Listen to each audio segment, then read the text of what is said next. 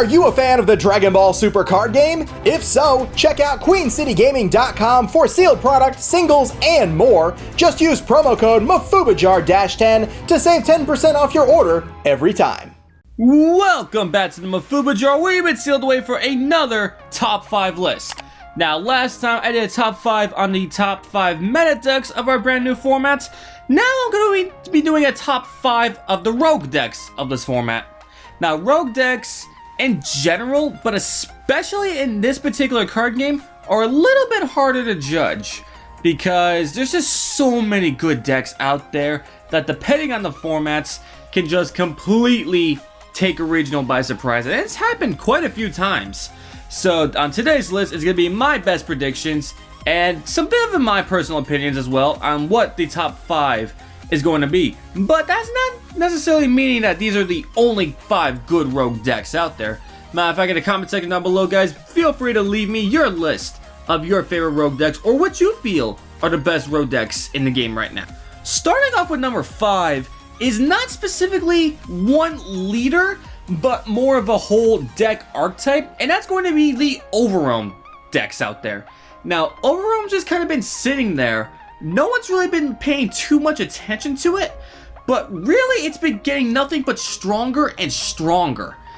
The main reason why Overwhelm kind of took a little bit of a back seat is because ever since the new sparking mechanic came out, not exactly new anymore, but people really like the idea, and unfortunately Overwhelm just directly conflicts with sparking, so a lot of people just put it to the side. But as I said, guys, I can't stress that enough. Overwhelm has just been getting much stronger. And now with the release of this special anniversary set just around the corner, it's getting so much support. Now, the 3 leaders I put to the side, they're just examples, really. They are very good Overwhelm leaders, but it's not necessarily only those 3. But they do offer a lot. So, with the Demigra leader over there, it provides a lot of hand control, which is really good in the game, especially against Janemba Mill. So, really awesome. Not to mention, Demigra has some of his own unique stuff as well, as far as going a little bit aggro, and I believe he does have a little bit field presence, but it's mainly just the hand and just really be able to use Overwhelm twice a turn with the Wormhole skill, which is really amazing. As far as Mira goes, Mira has a little bit hand control and a little bit of board control, but Mira is an Android leader, so he can also take advantage of some of the Android cards we have in the game right now.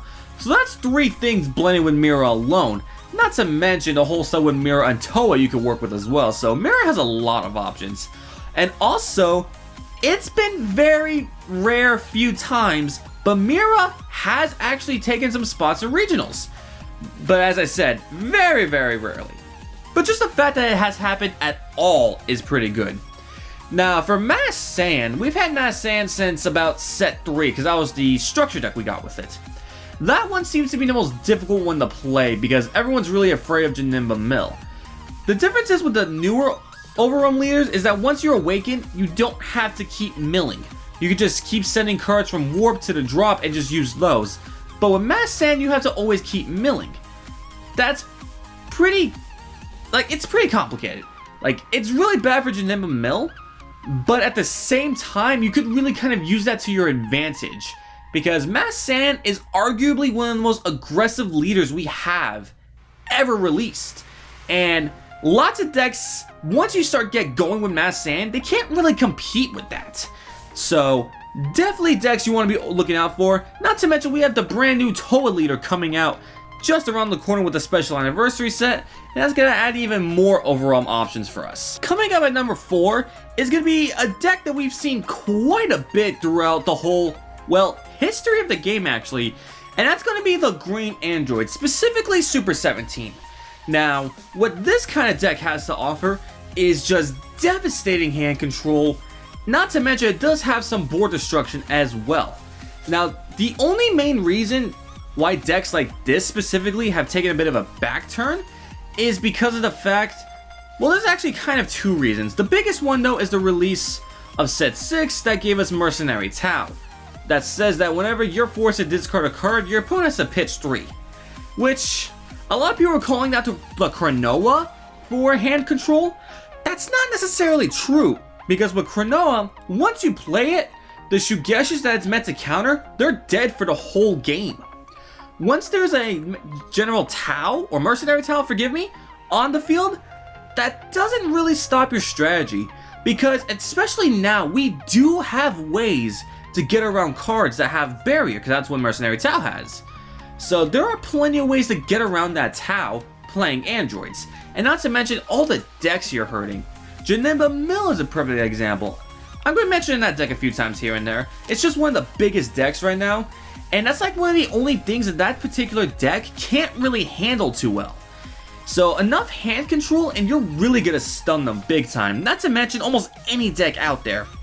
The only other deck I could see this having a little bit of a problem with is going to be the new green Broly BR, because they could just refill their hand to 6 every single turn, which, yeah, it almost makes your hand control a moot point, but androids also have board control. Now, do you guys have any idea how many of the Broly BR cards have barrier? 0. Zip. None of them. So you could easily just deal with those cards they have on the field. They're just like the heavy hitters. And yeah, they'll be able to refill their hand, but once you keep making them pitch the stuff that they might need, there's really not much they can do. Because if that deck struggles with anything, it's grind game. There are times where the Broly green deck can struggle a little bit with the long game, and that's where androids really do thrive. Coming in at the number 3 slot is a deck that has been relevant almost ever since its initial release in set 3, and that's going to be the Pan deck.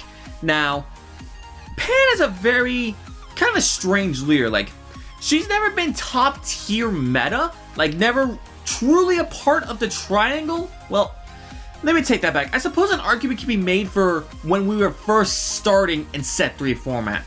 But ever since then, she might have never been a part of the initial triangle, but she has always been relevant. Just because this is one of the most generic leaders we have that never really gets bad. Because what she does is that whenever you play a battle card, it gains 5k power. That's pretty good right there, because there's cards that do that, but you either have to take a life, pitch a card, or do something. With Pan, all you have to do is play it. So that's pretty good right there. But if it ends up getting to 20k power or more, you get to draw a card on top of that. So you replace the battle card that you play, and it gains a 5k boost. And nothing of Pan's effects require any specific color. Like, there's just so much you could do with this. With set 6 especially, we got the new red Gogeta stuff you could be doing with her. Not to mention the new Unity of Sands, which have our red and green Gogetas in it. Man, you could just mix up stuff like that with crazy. Because Pan has always mixed different colors together, no problem. Matter of fact, she's arguably one of the leaders out there that doesn't have too much of a problem with, I even go as far to say, tricolored. Because there's really just so much you can do with that leader. And not to mention, she is getting some support in the special anniversary set. So definitely a leader to look out for. Most of her stuff really isn't that expensive either.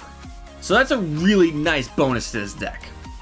For number 2 on this list, I decided to go ahead and go with the Cheelai Lemo deck. Now, this is a deck that's actually been popping up here and there in a couple regionals, and all of this is because of the new promo Oob card that we got a little whiles back. So what that card does is that if your leader's a green Shenron, you combo with them, you get to pop one of your opponent's 1-drops, and you get to send 3 Dragon Balls from your deck to the drop area. Like, honestly, that's just such an amazing boost to really any green Shenron deck. But Cheelai Lemo has been really standing out among all of them for many good reasons. First of all, you don't really have to play it as a traditional Shenron deck. Like, it's essentially a Broly deck that can take advantage of the special Kind Wish card, which is a really brutal card. And the fact that they can play that for free every turn, it's just stupid. For those who don't know, quickly, I'll give you guys a quick little synopsis.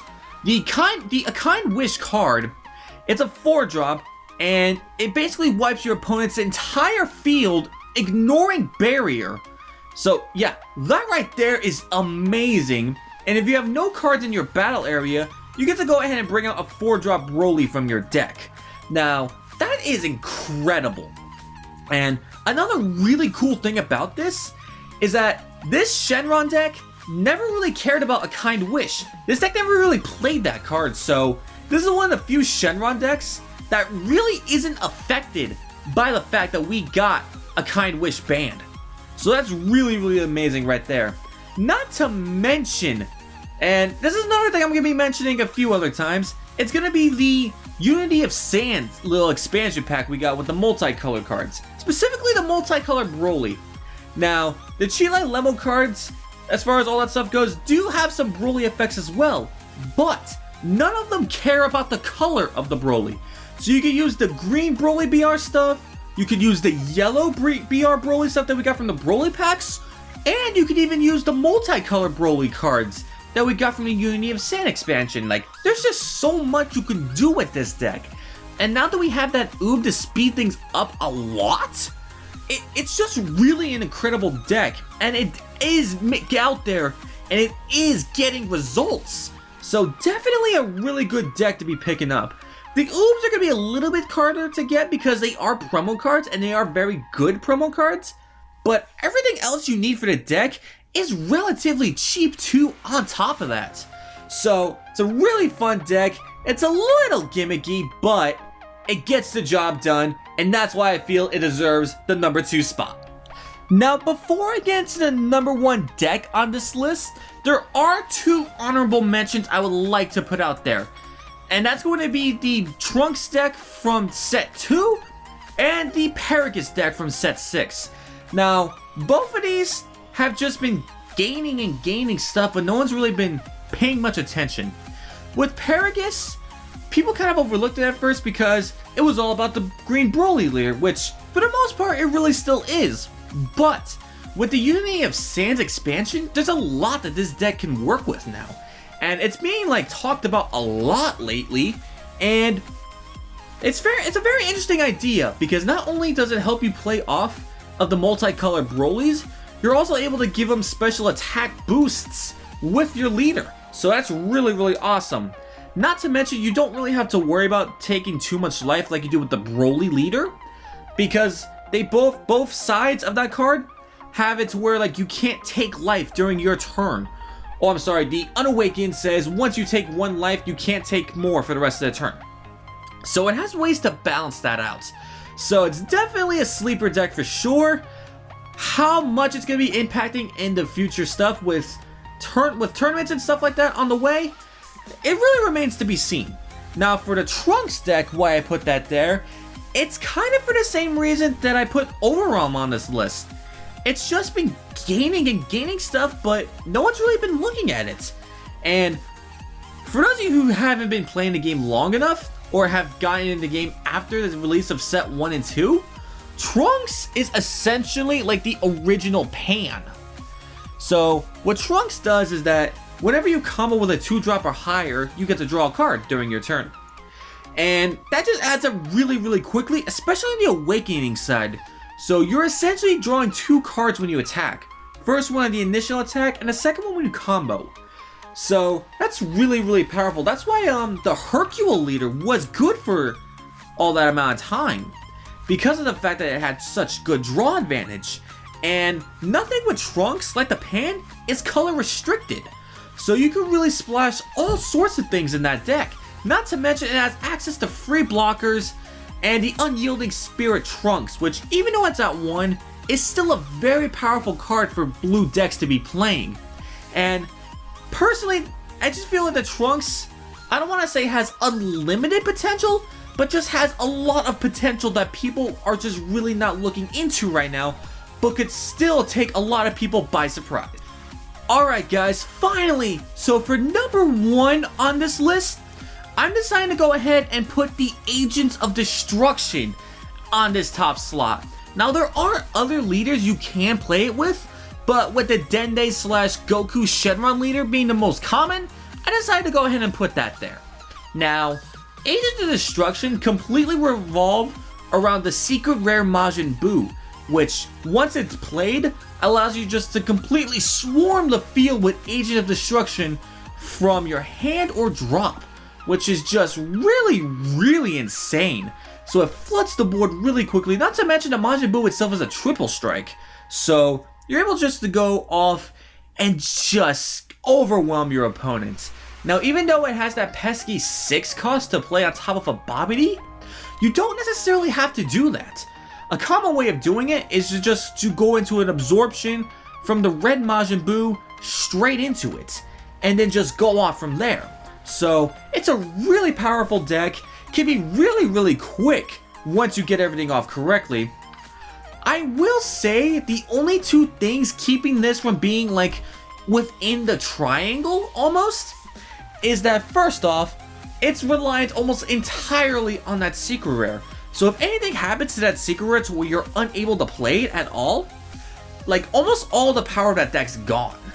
Like, you're just playing a much slower game at that rate, which in this current meta, not too good. And the other thing I feel keeping it from being a meta thing is, once again, kind of revolving around the secret rare itself. Again, this is a secret rare from set 6, which is not the easiest set to get, so this is a very expensive secret rare. Now, if this is purely the deck you want to play, and you feel that you're going to do amazing with it, then by all means, go for it. But if the one and only thing you care about is competitive play, and you just want a deck that's going to get you to victory, and all that kind of stuff, it's almost not worth it.